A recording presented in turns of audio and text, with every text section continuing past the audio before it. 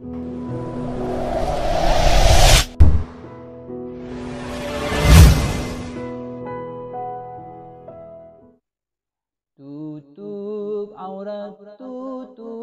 aurat, jangan bagi dilihat. Okey, assalamualaikum warahmatullahi wabarakatuh. Alhamdulillahirabbil alamin, wassalatu wassalamu ala asyrafil anbiya'i wal mursalin wa ala alihi wa sahbihi ajma'in. Rabbi shrah li sadri wa yassir li amri wahlul 'uqdatam min lisani yafqahu qawli. Alhamdulillah, pada hari ini kita akan mempelajari tajuk tutuplah auratmu. Seperti yang dinyanyikan tadi, tutuplah aurat. Untuk apa? Untuk menjaga kehormatan diri kita dan juga maruah. Setiap manusia ini ada maruah dan juga kehormatan. Jadi tutuplah aurat untuk menjaga kehormatan kita dan juga maruah diri kita. Dan tutup aurat ini adalah satu perintah daripada Allah Subhanahu wa taala. Okey, sebelum tu kita lihat dulu apa itu pengertian aurat. Aurat ni apa? Aurat ni ialah bahagian tubuh badan yang wajib ditutup. Bahagian tubuh badan yang wajib ditutup dan tidak boleh didedahkan. Dalil Al-Quran dalam surah An-Nur ayat 31. A'udzu billahi minasy syaithanir rajim. Bismillahirrahmanirrahim. Wa la yubdina zinatahunna illa ma zahara minha. Maksudnya, dan janganlah mereka memperlihatkan perhiasan tubuh mereka kecuali yang zahir daripadanya. Okey, berdasarkan dalil yang dibaca tadi, menutup aurat hukumnya adalah wajib. Orang yang mendedahkan aurat akan mendapat dosa. Dan dimurkai oleh Allah Subhanahu wa taala. Jangan suka-suka mendedahkan aurat. Jangan mendedahkan aurat, tak kira di mana sahaja kita berada, di dalam rumah kena jaga aurat. Kalau lelaki dengan lelaki kena jaga aurat. Lelaki dan perempuan ada batasan aurat dia. Perempuan dengan perempuan dan juga perempuan dengan lelaki. Okey, mari kita lihat apa itu batasan aurat bagi lelaki. Bagi lelaki, batasan auratnya ialah dari lutut hingga ke pusat ataupun dari pusat sehingga ke lutut.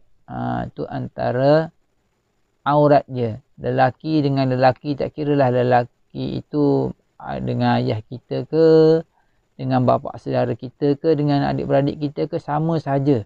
Batasannya adalah daripada pusat hingga ke lutut.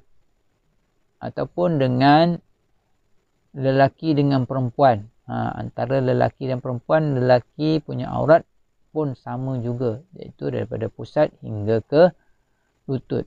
Manakala bagi perempuan pula, batasan auratnya ialah seluruh badan kecuali muka dan tapak tangan. Bagi perempuan dengan perempuan pula ialah daripada pusat hingga ke lutut.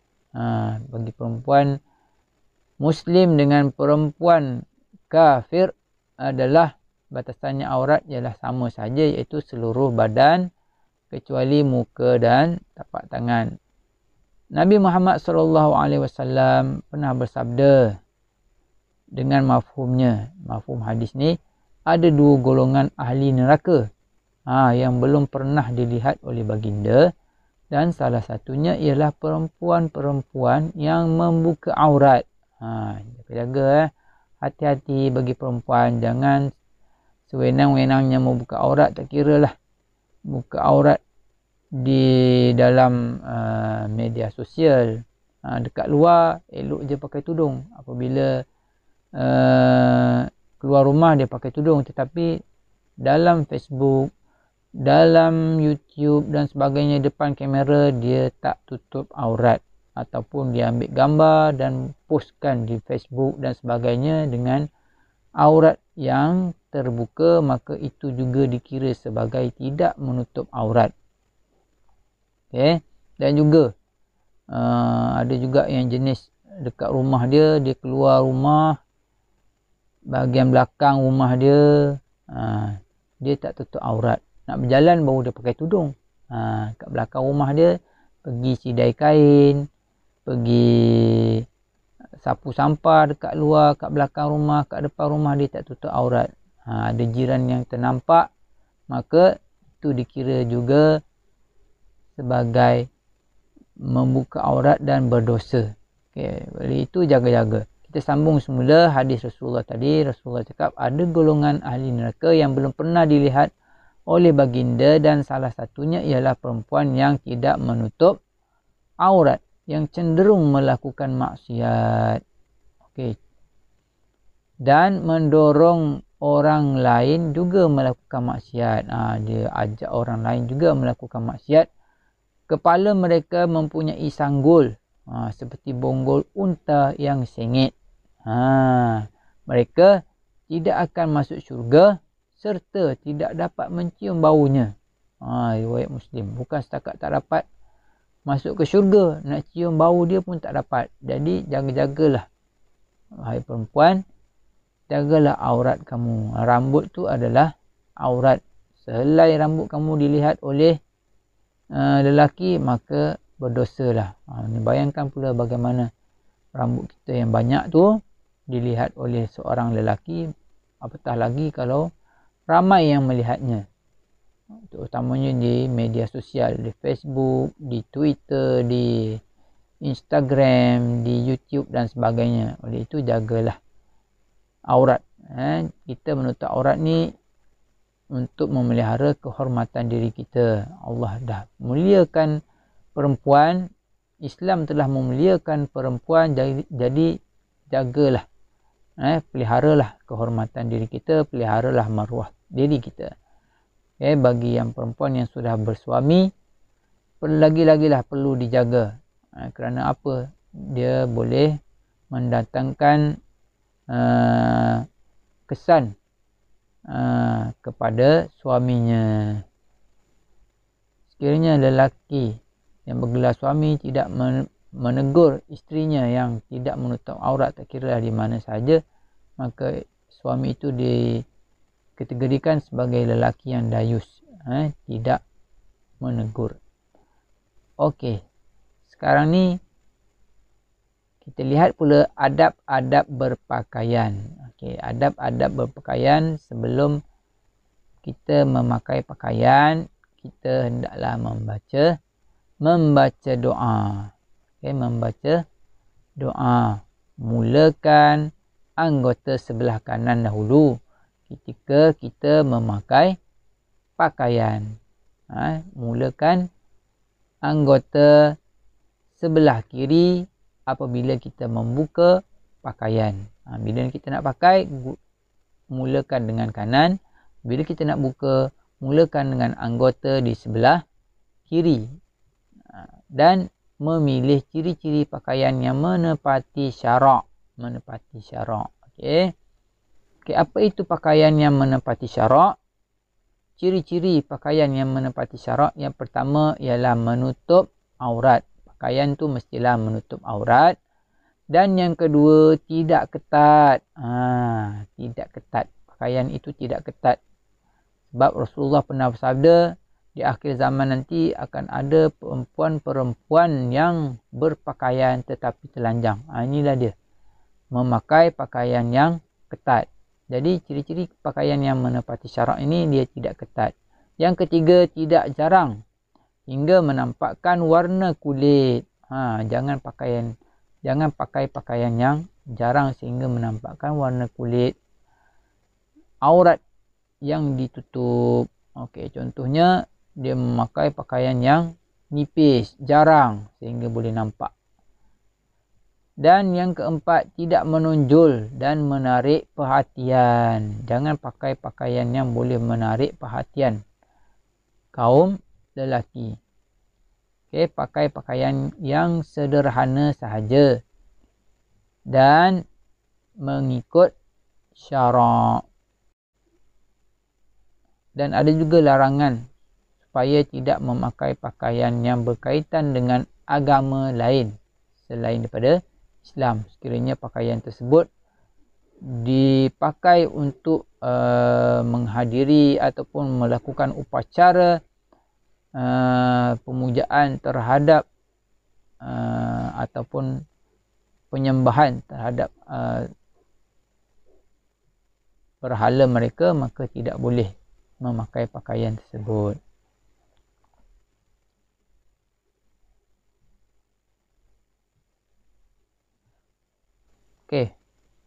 Okey, bagaimana doa memakai pakaian? Bila kita nak pakai pakaian, kita baca Bismillahi Allahumma inni as'aluka min khairihi wa khairi ma huwa lahu wa a'udzu bika min syarrihi wa syarri ma huwa lahu. Kita ulang sekali lagi. Doa memakai pakaian. Bismillahi Allahumma inni as'aluka min khairihi wa khairi ma huwa lahu wa a'udzu bika min syarrihi wa syarri ma huwa lahu. Okey, maksudnya apa doa ni? Dengan namamu ya Allah, aku minta kepadamu kebaikan pakaian ini dan kebaikan apa-apa yang ada padanya, dan aku berlindung kepadamu daripada kejahatan pakaian ini dan kejahatan yang ada padanya. Okey, boleh amalkan doa memakai pakaian ini ya, apabila kita nak pakai pakaian. Okey, sekarang ni kita lihat pula contoh. Okey, mari kita mencontohi sunnah Rasulullah SAW dalam berpakaian. Kita tengok apa yang Rasulullah pakai. Rasulullah SAW memakai pakaian yang berlengan panjang hingga ke pergelangan tangan. Tangan yang panjang hingga ke pergelangan tangan.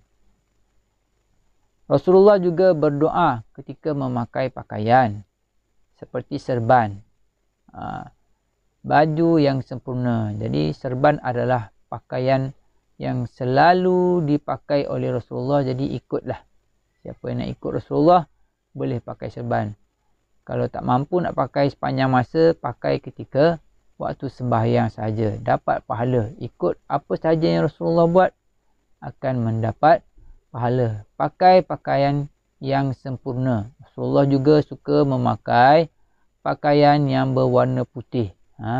Berwarna putih, bersih, wangi dan berpakaian sederhana. Jangan terlalu berlebih-lebihan, bersederhana.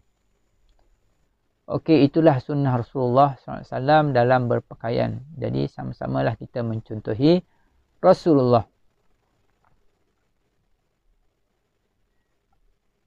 Apakah hikmah berpakaian menutup aurat ni? Hikmah dia ialah untuk membuktikan ketaatan kita terhadap perintah Allah ni. Allah suruh kita menutup aurat, kita tutup aurat dengan sebaik mungkin, dengan sempurna.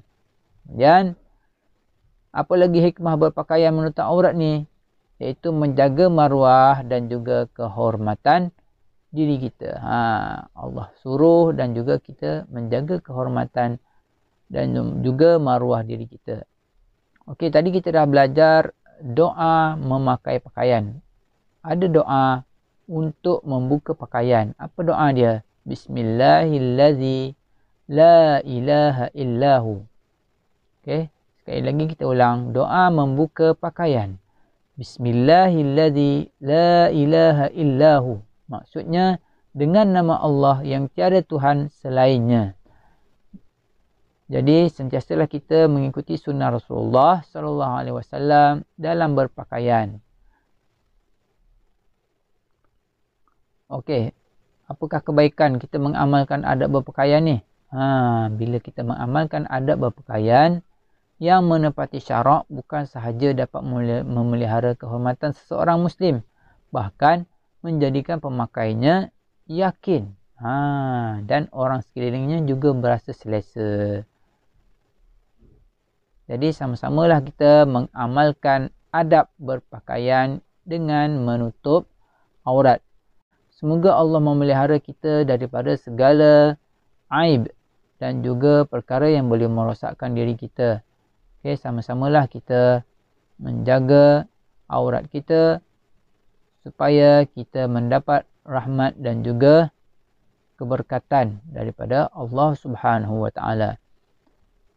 Jadi sekadar itu sahaja pelajaran mengenai adab berpakaian. InsyaAllah kita akan berjumpa lagi pada pelajaran yang akan datang. Okey, kepada yang baru sahaja datang ke channel ini, bolehlah tekan butang subscribe. Dan jangan lupa juga tekan like dan share video ini untuk manfaat bersama. Dan sekiranya ada cadangan, bolehlah tulis di bahagian komen. Cadangan, sokongan dan apa sahaja, bolehlah di komen di bahagian bawah. Okay, aku qauli hadza wa astaghfirullahal azim li wa lakum. Wassalamualaikum warahmatullahi wabarakatuh.